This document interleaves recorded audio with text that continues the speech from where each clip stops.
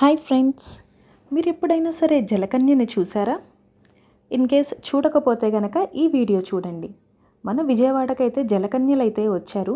మన విజయవాడ ఏంటి జలకన్యలు రావటం ఏంటి అని అనుకుంటున్నారా? ఏం లేదండి, మన విజయవాడలో జలకన్య ఎగ్జిబిషన్ అని చెప్పి ఒక ఎక్స్పో అయితే నడుస్తుంది. అది మనకి జనవరి 11th నుంచి స్టార్ట్ అయింది. 2 months అయితే ఉంటుంది. కాశ్మీర్ జలకన్య ఎక్స్పో 25 విజయవాడ. సో జనరల్గా మనకి విజయవాడ అనగానే ఎగ్జిబిషన్స్ ఇవన్నీ కండక్ట్ చేస్తారు కదా. ఒకప్పుడైతే మనకి పీడబ్ల్యూడి గ్రౌండ్లో ఇటువంటి ఎగ్జిబిషన్స్ ఈ థీమ్స్తో సెట్టింగ్స్తో బాగా చేసేవాళ్ళు.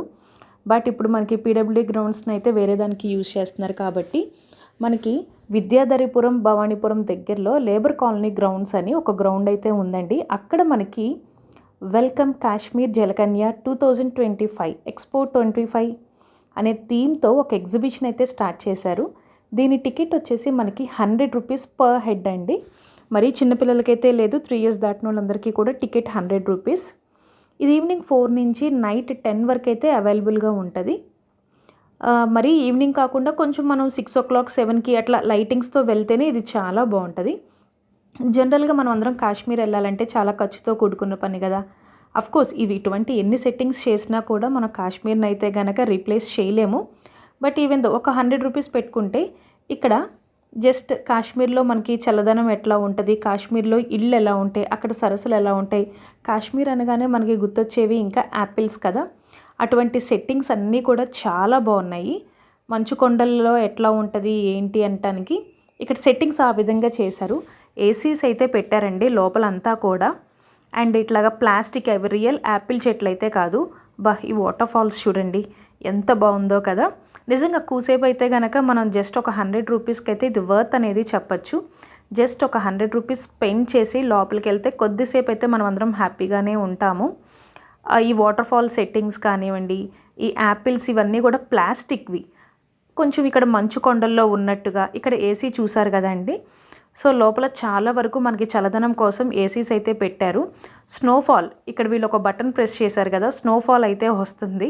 మనకి కాశ్మీర్లో స్నోఫాల్ ఎట్లా పడుతుంది ఏంటి అంటానికి చిన్నపిల్లల్ని తీసుకొని వెళ్తే కనుక ఈ సంక్రాంతి ఫెస్టివల్కి పిల్లలు బాగా ఎంజాయ్ చేస్తూ ఉంటారు. మనం ఎంతో ఖర్చు పెడతా ఉంటాము వాటిల్లో. ఇదొకటి ఫెస్టివల్ అనగానే అందరూ హ్యాపీ మూడ్లో అయితే ఉంటారు కదా. కాశ్మీర్లో మనకి ఎటువంటి ఇళ్ళు అయితే ఉంటాయో అటువంటి అయితే కనుక ఇక్కడ కట్టారండి. జస్ట్ ఒక 4-5 houses అట్లా ఉన్నాయి. వుడెన్తో ఇవన్నీ కూడా వీళ్ళు డిస్ప్లే చేశారు. చాలా బాగుంది. నా వీడియో కనుక నచ్చితే నా ఛానల్ని సబ్స్క్రైబ్ చేయండి, లైక్ చేయండి.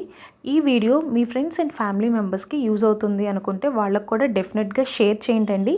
అండ్ ఇక్కడ పెంగ్విన్స్ కూడా చాలా బాగున్నాయి కదా, సో క్యూట్. సో పిల్లలు చక్కగా ఫొటోస్ దిగటానికైతే ఎంతో బాగుంటుంది ఈ ఎగ్జిబిషన్ అనేది. పిల్లలే కాదండి, మనం కూడా చక్కగా ఎంజాయ్ చేయొచ్చు. సో కాశ్మీర్ అయితే వెళ్ళలేము కాబట్టి హౌసెస్ ఇవన్నీ చాలా బాగున్నాయి. ఫోటోషూట్కి ఇది ఎక్సలెంట్ అయితే చెప్పచ్చు. అండ్ జలకన్యల దగ్గరికి అయితే వచ్చేద్దాము. స్టార్టింగ్లో చెప్పాను కదా జలకన్యలని, జలకన్య కాదండి జలకన్యలు. అంటే ఇక్కడ 2 లేడీస్ అయితే ఉన్నారు. పాపం వాటర్లో వీళ్ళు చాలా హార్డ్ వర్క్ చేస్తున్నారు. Really we need to appreciate them. So చాలాసేపు వచ్చిన వాళ్ళందరినీ కూడా వీళ్ళు ఎంటర్టైన్ అయితే చేస్తున్నారు. సో జలకన్యని చూసుకొని మళ్ళీ లోపలికి ఎంటర్ అయితే కనుక జస్ట్ ఇక్కడ కొంచెం మనకి యానిమల్స్ బర్డ్స్ అయితే ఉన్నాయి. ఇవైతే కనుక బొమ్మలు. రియల్ ఆస్ట్రిచ్ అయితే ఉంది, చిన్న చిన్న బర్డ్స్ ఉన్నాయి, ఈము, గిన్నె కోడలు లాంటివి అన్నీ కూడా ఉన్నాయి. అండ్ ప్యారెట్స్ ఉన్నాయి. సో పిల్లలైతే కనుక ఇప్పటి రోజుల్లో మనకి చిన్నప్పుడు సర్కస్ లాంటిది అయితే చూసేవాళ్ళు, విజయవాడలో పెట్టేవాళ్ళు. మేబీ 80s 90sలో వాళ్ళకి విజయవాడ ఎలా ఉండేది ఏంటి, పీడబ్ల్యూడి గ్రౌండ్స్లో మనకి ఎగ్జిబిషన్ కానీ సర్కస్ కానీ పెడితే అటువంటి అన్నీ కూడా చూసేవాళ్ళము. ఇప్పుడున్న జనరేషన్ కిడ్స్కి అయితే ఏమీ తెలియదు కదా. ఆ యానిమల్స్ అవన్నీ కూడా చూసుకొని ఇంకొంచెం ముందుకెళ్తే లోపల మీ అందరికీ తెలుసు కదా ఇట్లాంటి స్టాల్స్ అనమాట.